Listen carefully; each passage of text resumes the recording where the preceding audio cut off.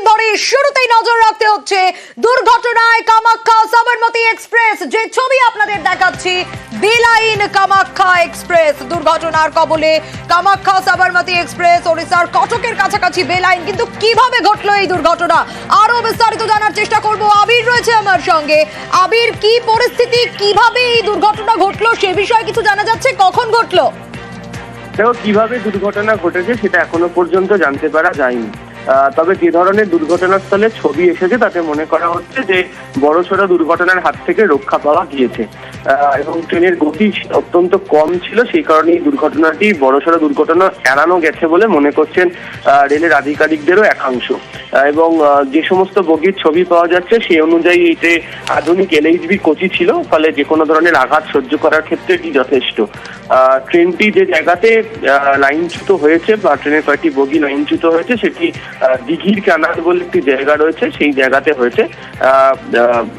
East coast রেলের তরফ থেকেও বলা হচ্ছে যে বড়সড় দুর্ঘটনা ঘটেনি, লাইন থেকে বগির বেশ কতগুলি সরে গিয়েছে এবং যাত্রীরা যারা রয়েছেন তাদেরকে উদ্ধার করার যে কাজ সেটাও শুরু করে দেওয়া হয়েছে।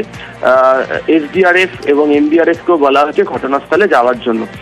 দুটো কারণে হতে পারে, এক হচ্ছে যে যদি লাইনের কোনো ত্রুটি থাকে তাতে এই দুর্ঘটনাটি ঘটতে পারে, যেহেতু অত্যন্ত গতি কম ছিল সে কারণে ইঞ্জিন সহ বেশ কতগুলি কোচ যাওয়ার পরেই ঘটনাটি ঘটেছে। আর নাহলে মনে করা হচ্ছে এর আগেও যেমন ভাবে ময়নাগুড়িতে লক্ষ্য করতে পারে। একটু সঙ্গে থাকো, তোমার কাছে আসবো। কিন্তু এই যে কামাখ্যা এক্সপ্রেস, এই ট্রেনের এক যাত্রীর সঙ্গে ইতিমধ্যে আমরা যোগাযোগ করতে পেরেছি। মোহাম্মদ জাহিদুল ইসলাম রয়েছেন আমাদের সঙ্গে। নিউজ 18 বাংলায় আপনাকে স্বাগত জানাবো এবং আপনার কাছ থেকে একটু সেই সময়কার অভিজ্ঞতাটা জানতে চাইবো যখন এই দুর্ঘটনা ঘটলো। হ্যাঁ, আমি মোহাম্মদ জাহিদুল ইসলাম বলছিলাম। আমি ব্যাঙ্গালোর থেকে এই ট্রেনে ফিরছিলাম, কিন্তু ট্রেনটি যখন কটক স্টেশন পার করে কিছুটা দূর আসার পরে হঠাৎ ঝাঁকুনি দেয়, প্রচন্ড ঝাঁকুনি। এবং আমি সিটে বসেছিলাম, সঙ্গে সঙ্গে আমি যখন উঠে দাঁড়িয়ে মজবুত ভাবে ধরি, তারপরেই আমি বুঝতে পারি কোনো একটা দুর্ঘটনা ঘটছে। এবং সেই মুহূর্তে দু এক মিনিটও হয়নি, ট্রেনটা কিন্তু থেমে গেল। থেমে যাওয়ার পরে সঙ্গে সঙ্গে আমি গেটের বাইরে বেরিয়ে আসি। গেটের বাইরে বেরিয়ে এসে দেখেছি আমি B2 এ ছিলাম এবং B4 থেকে পিছন দিকটা সমস্ত ট্রেনটাই পিছন দিকটা গোটাটাই লাইনচ্যুত হয়েছে।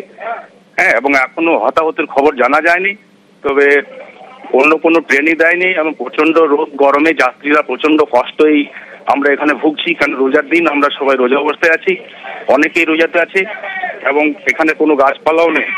একদম মাঝ রাস্তায় গোটা ট্রেনের পাটরিটাই উল্টে গেছে। তবে আমরা এমনটি মনে হলো যে নতুন করে হয়তো বিধাতা আমাদেরকে আবার জীবন ফিরিয়ে দিলেন। যদি ট্রেনটা আরো স্পিড থাকতো তাহলে সমস্ত ট্রেনটাই কিন্তু একদম লন্ডভন্ড হয়ে যেত। ট্রেনটা একটু স্লো ছিল, যার কারণে ঝাঁকুনি দিয়ে থেমে গেল। জাহিদুল সাহেব, একটা বিষয় একটু জানতে চাইবো এখনকার ছবিটা, কারণ আপনি সেখানে রয়েছেন এবং রেলের তরফ থেকে কোনো রকম আশ্বাস পেয়েছেন আপনারা? না, এখন রেলের তরফ থেকে কোনো আশ্বাস আমরা পাইনি এবং সমস্ত যাত্রী আতঙ্কের মধ্যে রয়েছে যে কিভাবে আমরা নিজ বাড়ি ফিরবো এবং খাবার দাবারেরও কোনো ব্যবস্থা নেই। এবং গোটা ট্রেনটাই AC ছিল, যেহেতু সমস্ত কানেকশন আউট হয়ে যাওয়ার ফলে প্রচন্ড গরম, রোদে গরমে তাতে যাত্রীরা সবাই প্রচন্ড কষ্ট ভোগ করছে এবং রেল কর্তৃপক্ষের তরফ থেকে এখনো পর্যন্ত কোনো আশ্বাস আমাদেরকে দেওয়া হয়নি যে অন্য কোনো ট্রেনে নিয়ে যাওয়া হবে বা কোনো ব্যবস্থা করা হবে। এখনো কোনো খবর দেয়নি আমাদেরকে। বেশ, অনেক ধন্যবাদ জানাবো আপনাকে। এখনো পর্যন্ত কোনো রকম কোনো ব্যবস্থা নেওয়া হয়নি যে অন্য কোনো ট্রেনে নিয়ে যাওয়া হবে কি হবে না। কিন্তু বেলাইন কামাখ্যা এক্সপ্রেস বড়সড় দুর্ঘটনার হাত থেকে রক্ষা, দুর্ঘটনার কবলে কামাখ্যা সাবরমতী এক্সপ্রেস। আরো বিস্তারিত একটু আবিরের কাছ থেকেই জানতে চাইবো। আবির, এখনো পর্যন্ত সেভাবে কোনো রকম কোনো আশ্বাস পাওয়া যায়নি। তুমিও শুনছিলে যে একজন যাত্রীর সঙ্গে কথা হচ্ছিল আমাদের। তিনিও যেটা বলছিলেন যে দুর্ঘটনার সময়কার যে অভিজ্ঞতার কথা তিনি বলছিলেন, তোমাকে আমরা শুরুতেই বলছিলাম যে ট্রেনের গতি অত্যন্ত কম থাকার কারণেই দুর্ঘটনাটি এড়াতে পারা গিয়েছে। এবং আমরা যে বিষয়টা নিয়ে বলছিলাম যে দুর্ঘটনার কারণ কি হতে পারে, তাতে অবশ্যই লাইনের ত্রুটির বিষয়, নচেত এর আগে ময়নাগুড়িতে যেমন দেখতে পাওয়া গিয়েছিল যে ট্রেনের ইঞ্জিনের সমস্যা তৈরি হয়েছিল, সেখান থেকে ট্রাকশন মোটর খুলে পড়ে যায় এবং সেটি ঘষা খেতে খেতে যায় এবং তারপরই হচ্ছে ট্রেনের বগিগুলো লাইনচ্যুত হয়। তবে সেক্ষেত্রে দাঁড়িয়ে ICF টাইপের কোচ ছিল, ফলে দুর্ঘটনা অনেক বেশি মাত্রা বেশি ছিল। এক্ষেত্রে দেখতে পাওয়া যাচ্ছে যে LHB কোচ রয়েছে, ফলে দুর্ঘটনার যে অভিজ্ঞতা সেটা অনেকটা কম হয়েছে বলে জানা যাচ্ছে। যাত্রী যেটা অভিযোগ করছেন, আমরা কথা বলছিলাম ইস্ট কোস্ট রেলের সাথে, তাদের বক্তব্য হচ্ছে যে তাদের যে যারা টিমমেট যারা রয়েছেন উদ্ধারকারী দলে তাদেরকেও পৌঁছতে বলা হয়েছে, এবং একই সঙ্গে হচ্ছে রাজ্যের কাছে তারা সাহায্য চেয়েছে। উড়িষ্যার তরফ থেকে SDRF এর টিম তারাও ঘটনাস্থলের দিকে যাচ্ছে।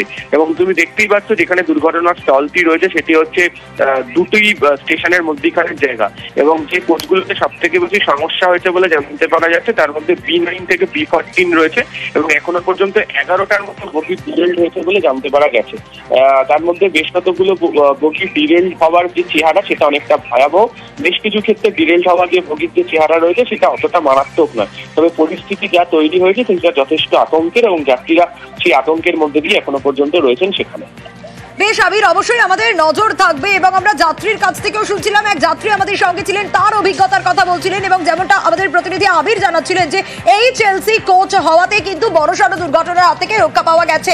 বেলাইন কামাখ্যা এক্সপ্রেস কিন্তু সেই সময় ট্রেনের গতি কম ছিল, আর যেহেতু ট্রেনের গতি কম ছিল সে কারণেও কিন্তু একটা বড় কারণ যে বড়সড় দুর্ঘটনার হাত থেকে রক্ষা পাওয়া গেছে। এখনো পর্যন্ত হতাহতের কিন্তু কোনো রকম কোনো খবর নেই, তবে যেমনটা যাত্রীর সঙ্গে কথা হচ্ছিল আমাদের, যে সেখানে এখন তারা অপেক্ষা করছেন কোন ট্রেনে তাদেরকে নিয়ে যাওয়া হবে, খাবার দাবারের কোনো ব্যবস্থা, এখনো পর্যন্ত কিন্তু সেই ধরনের কোনো রকম কিছু আশ্বাস তারা পাননি। বেলাইন হয়েছে কামাখ্যা এক্সপ্রেস, এবং কামাখ্যা সাবরমতী এক্সপ্রেস দুর্ঘটনার কবলে পড়ে। কিন্তু আপনাদের জানিয়ে রাখি, বড় সড় দুর্ঘটনা এড়ানো সম্ভব হয়েছে, কারণ HLC কোচ থাকার কারণেও কিন্তু একটা বড় কারণ, যেখানে এই দুর্ঘটনা এভাবে ঘটলো কিন্তু বড় সড়ো কোনো দুর্ঘটনা ঘটলো না, যা ঘটতে পারত। যে আরো একটা বড় কারণ, যেখানে ট্রেনের গতি সেই সময় ধীর ছিল, ধীরে ধীরে চলছিল, সে কারণেও কিন্তু বড় সড়ো দুর্ঘটনার হাত থেকে রক্ষা পাওয়া গেল।